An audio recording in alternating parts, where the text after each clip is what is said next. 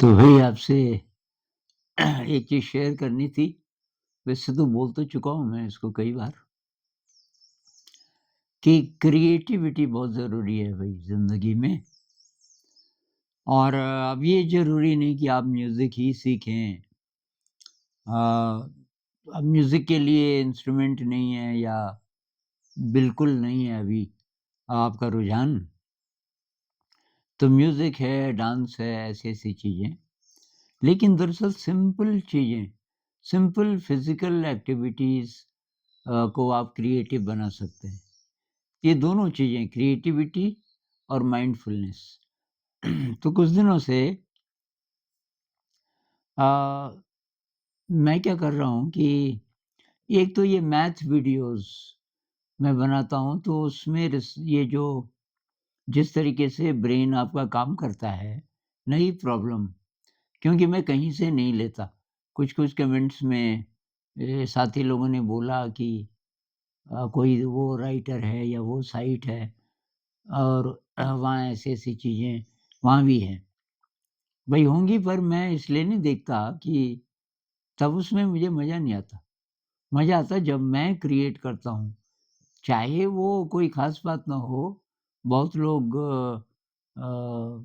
उसको ढूँढ चुके हैं, बोल चुके हैं क्योंकि सिंपल चीज़ें हैं। अब वो मेरे मेरे लिए स्पेशल इसलिए है कि भई वो मैंने ढूँढा और उस बीच मेरा जो ब्रेन है वो रिवायर हुआ एक तरीके से। वो है असली बात कि आपको वो नया लगा। अ, आपकी एनर्जी, आपका अटेंशन अ, उसमें लगा और उससे तब आपके ब्रेन को कुछ फ़ायदा हुआ। और वो फ़ायदा तब मेडिटेशन में भी होता है। वो कृष्णमूर्ति बोलते हैं ना कि आप फूलों की सुंदरता तो देख पा रहे हो, लेकिन विद्यार्थियों के लिए कहते हैं, लेकिन अब ये गणित में आपको बिल्कुल रस नहीं आता, तो एक ही तरफ़ा है आपकी ज़िंदगी। या आपको गणित में तो बहुत अच्छा लगता है, लेकिन आप इन फूलों की तरफ नहीं देख पाते, उनकी सुंदरता को नहीं एप्रिशिएट कर पाते, तो भी एक तरफ़ा है। तो तो आजकल ये जो गणित के की नई-नई चीज़ें आजकल नहीं है, काफ़ी सालों से बीच-बीच में मैं करता ही रहता हूँ। लेकिन इसके अलावा अब थोड़ी थकान हो रही है, बड़ी देर से आप ये त्रिभुज कल मैं त्रिभुज के पीछे पड़ा था, उसमें कुछ नई चीज़ें मिली, बहुत मज़ा आया। लेकिन उसमें कंसंट्रेशन बहुत ज़्यादा होता है। ख़ासकर जब आप थ्री डायमेंशनल मैथ करते हैं, कैंची से काट भी रहे हैं, ग्राफ़ पेपर में काट रहे हैं, तो बिल्कुल इधर-उधर नहीं जानी चाहिए कैंची। तो उसमें कई घंटे लग गए मुझे। फिर मैंने कहा ना भई अब ये बहुत हो गया, अब कुछ फ़िज़िकल चाहिए मुझे। तो आजकल मैं फ़िज़िकल चीज़ क्या कर रहा हूँ कि बेलें हो रही हैं बड़ी तेज़ी से। पहाड़ में थोड़ा लेट होती हैं बेलें। ये कद्दू है और खीरा है, ये पहाड़ी खीरा, यहाँ कुछ लोग उसको ककड़ी भी बोलते हैं। तो उसकी बेल होती है बहुत बड़ी और जो वो ककड़ी है मतलब उसपे जो फल लगता है उसका साइज़ भी बहुत बड़ा होता है। मतलब 1 फुट से लंबी और काफ़ी काफ़ी मोटाई वाली हो सकती है। तो और ये करेले, एक तो कड़वा करेला होता है, एक मीठा करेला होता है। तो यहाँ उसकी बेल बहुत कहीं से कहीं पहुँच जाती है। अब मान लीजिए कि यहाँ तो बेल है, बेल उग गई आपकी, अब कोई सपोर्ट नहीं है उसके लिए। तो या तो आप कोई लकड़ी का सपोर्ट ज़मीन पे गाड़ो ताकि उस पे चढ़ सके। लेकिन कई बार क्या होता है कि यहाँ पेड़ है और ये जो गैप है ये 6-7 फीट है। तो अब ये मैंने कहीं से सीखा नहीं। तो ये 3-4 सालों से ये मैं कर रहा हूँ। तो ये पेड़ ये 6 फुट का जो गैप है, इसको कैसे भरें? तो अभी मेरे पास रस्सी थी नहीं, ये कुछ दिनों से मैं कर रहा हूँ, तो ये मैंने बहुत किया कि उनको पेड़ों से कनेक्ट कर दो, पर रस्सी कहाँ से आए? तो ये हमारे साथ जो टीचर्स हैं उनमें से एक की ये जो चुन्नी होती है, वो मैंने देखा बाहर टंगी हुई है रेलिंग पे और 4-5 दिन हो गए। तो मैंने उनको पूछा कि भई ये चुन्नी यहाँ रखी है, ये आपके काम की नहीं है क्या? उसने बोला थोड़ा फट गई। तो मैंने कहा ये मैं ले लूँ? तो हँसने लगी कि आप क्या करोगे? अरे मैंने कहा मैं कुछ करूँगा, कि ले लो। तो मैंने उसके करीब 1.5 इंच चौड़ाई वाले रिबन जैसे फाड़ने शुरू कर दिए और नायलॉन की होती हैं आजकल चुन्नियाँ बहुत मज़बूत। मैंने देखा कि वो इतना वो रिबन को कितना खींचा, कुछ नहीं हुआ, बहुत मज़बूत। मैंने कहा ये बहुत बढ़िया है। तो मान लीजिए कि 5-6 फुट का एक स्ट्रैंड हुआ और ऐसे-ऐसे आपने बाँध दिए 4-5 तो काफ़ी लंबाई हो जाती है।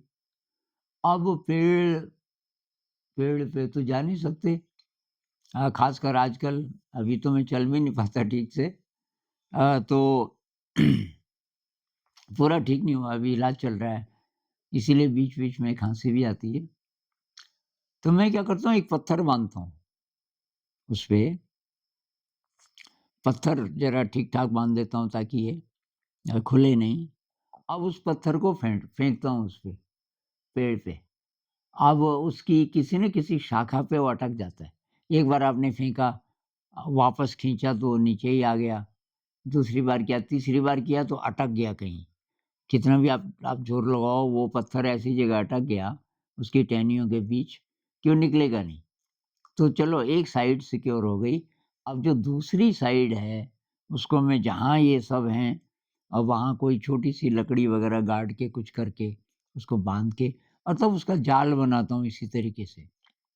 पेड़ पे 4-5 जगह अटका दिया आपने अलग-अलग, एक स्ट्रैंड यहाँ है, एक यहाँ है, एक यहाँ, एक यहाँ है और उसका जाल जैसा कुछ इधर को भी, उसमें भी वही टेक्नीक, किसी दूसरी साइड आपने अटकाया और इधर को ले लिया तो जाल जैसा बन जाता है। तो कुछ-कुछ जाल जो मैंने 10-15 दिन बनाए उन पे वो चढ़ गए, तो बहुत खुशी होती है कि भई ये इन लोगों को ये जाल पसंद आया और तब पेड़ पे तो बहुत ज़्यादा फैल रहे हैं। तो ये एक शौक है आजकल मेरा। तो पुराने कपड़े इन लोगों के जो पतले वाले हैं, पतला अगर उसका है फैब्रिक, तो उससे मैं ये करता हूँ स्टैंड्स बना के और रिबन जैसे बना के और उससे ये मतलब ऐसी-ऐसी जगह जहाँ की होना नहीं था उसने क्योंकि जगह नहीं थी कहीं जाने की और अब वो बहुत ज़्यादा फैल रहे हैं। तो एक तो जो और लोग हैं उनको फ़ायदा ये दिखता है कि अब सब्ज़ी अच्छी होगी क्योंकि जगह मिल गई इस बेल को फैलने की और वहाँ धूप भी ज़्यादा है ऊपर। लेकिन मेरे लिए सबसे ज़्यादा रिवार्डिंग चीज़ उसमें ये है, उसमें जिस तरीके से आपका दिमाग काम करता है कि तब क्या किया जाए? मैं उतना दूर पत्थर फेंक पाऊँगा, तो ये रस्सी कितनी लंबी है और वगैरह-वगैरह। बहुत मतलब उसमें क्रिएटिविटी बहुत ज़्यादा है। लेकिन मैं क्या करता हूँ कि उसके साथ अपने मन को देखता हूँ। उस समय मन बहुत बोलता है। उस समय अगर आप सतर्क नहीं हो तो चलो ये क्रिएटिविटी तो है, इससे फ़ायदा तो हो रहा है लेकिन मन में क्या चल रहा है? तो मन में वही चल रहा हो ये ज़रूरी नहीं है जो आप कर रहे हैं। उसके अलावा भी उससे कोई चीज़ लिंक होती है और कहीं कुछ और तो मैं उसको देखता रहता हूँ। तो अब मैं फिर पत्थर फेंकने वाला हूँ, तो पहले ही सजग हो जाता हूँ। इस बार वही देखते हैं मन में क्या चलता है। तो ये मेडिटेशन है। तो ख़ासकर वो लोग कई लोग ये कमेंट में भी बोलते हैं कि ये नहीं हो पाता मेडिटेशन। तो जिनका बैठ के नहीं हो पाता, तो वही कोई कोई भी काम अब आप बोलिए कि हमारे यहाँ आप बोल सकते हैं कि ये बेलें, ये तो ज़मीन तो है ही नहीं। अब शहर में है, कमरा है या फ्लैट है, वहाँ क्या करें? तो भई वहाँ अगर धूप ठीक-ठाक आती है, कोई बरामदा है, कोई बालकनी है, वहाँ आप सब्ज़ी उगा सकते हो इसी विधि से। कोई जाल जैसा बनाओ ऊपर कि ये अगर छत नहीं है आपके पास लेकिन कोई चीज़ें हैं जहाँ आप कनेक्ट कर सकते हो, छोटा-सा जाल जैसा बना लो और ये नीचे गमले में आप सब्ज़ी लगा सकते हो। बहुत सारी चीज़ें हो जाती हैं गमले में ही, तो वो ये कर सकते हो आप। उसके अलावा बहुत जगह क्रिएटिविटी की गुंजाइश है। खाना बनाने में, इसमें भई एक चीज़ और मुझे याद आई, बहुत सारी जो आपकी प्रॉब्लम्स हैं, फ़िज़िकल और मेंटल, उनका एक कारण है कि अच्छा खाना नहीं खाते लोग। अब अच्छा खाना बाज़ार में आपको ईज़िली मिलेगा नहीं, वो आपको पकाना पड़ेगा घर में। तो जो नेचुरल जो चीज़ें हैं, पुरानी डिशेज़ और उसमें आप क्रिएटिव हो सकते हो। उसमें मैं देखता हूँ ना कि 2 अप्रोचेज़ हो सकती हैं खाना बनाने में, ख़ासकर कम्युनिटीज़ में या परिवारों में। एक तो ये कि निपटाने वाली बात, आप उसको अच्छा नहीं मानते कि ये इसके लिए तो कोई काम वाली होनी चाहिए थी और वग़ैरह। ये मुझे बनाना पड़ रहा है। दूसरी अप्रोच ये है कि भई ये तो सौभाग्य है, अब इसमें तो बहुत क्रिएटिविटी है। खाना बनाने में बहुत ज़्यादा क्रिएटिविटी हो सकती है, अगर आप थोड़ा एक्सप्लोर करें। हमारे यहाँ कुछ टीचर्स हैं, बहुत ज़्यादा क्रिएटिव, बहुत ज़्यादा क्रिएटिव और कुछ-कुछ ऐसे हैं जिन्होंने नहीं बनाया खाना पहले। अकेले के लिए भी नहीं और यहाँ तो कम्युनिटी है मतलब 12, 13, 14 लोग, कभी और ज़्यादा हो जाते हैं। तो उन सब के लिए एक तो इसमें मैथ है, कितनी दाल बनाएँ, कितना चावल बनाएँ इत्यादि। लेकिन दूसरा ये कि अब द जैसे तड़का लगाने के कई तरीके हैं। कोई ज़्यादा क्रिएटिव होते हैं तो बोलते हैं कि हरा धनिया चाहिए था। तो उस खेत में मैंने देखा हरा धनिया हो रहा था, तो वहाँ जाकर के लाएगा उसको।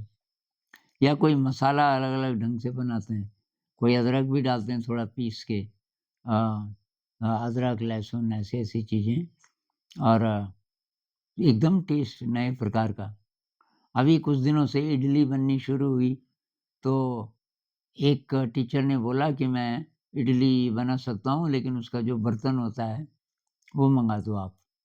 और उसने बनाई नहीं थी पहले, देखा था कहीं या यूट्यूब में देखा होगा। तो बर्तन तो साहब हमने मँगवा दिया। अब हमने कहा इसको ये बना देगा क्या? तो उसने वो बैटर बनाया और अगले दिन इडली कमाल की। हमने कहा यार तू पहली बार में इतनी अच्छी इडली। तो ये कुछ लोग हैं यहाँ जिनको ये नया-नया शौक है हर तरह का। तो ज़िंदगी में क्रिएटिविटी और उसके साथ माइंडफुलनेस फिर बैठने की अ, जितनी आप बैठने वाली मेडिटेशन कर सकते हैं, वो तो कीजिए। लेकिन पूरे दिन में जो-जो आप काम करते हैं, सबसे मुश्किल है शायद जिनका ऑफ़िस का होता है, कि ये 10 से 5 ऑफ़िस का काम है और बहुत बोरिंग है, बहुत बोरिंग है। कई जगह पैसा बहुत ज़्यादा मिलता है लेकिन काम बहुत बोरिंग है। तो वही आपको देखना पड़ेगा क्या करके उसको थोड़ा क्रिएटिव बना सकते हो। बिल्कुल ही नहीं है क्रिएटिविटी का चांस और स्ट्रेस हो रहा है तब तो भई वो जॉब छोड़ दो। लेकिन पहले ये देखो जब तक आप उस जॉब में हो कि भई क्या करके इसमें थोड़ा क्रिएटिविटी आए, माइंडफुलनेस आए, तो उसकी कोशिश करनी चाहिए। तो आज इतनी बात करेंगे। नमस्कार।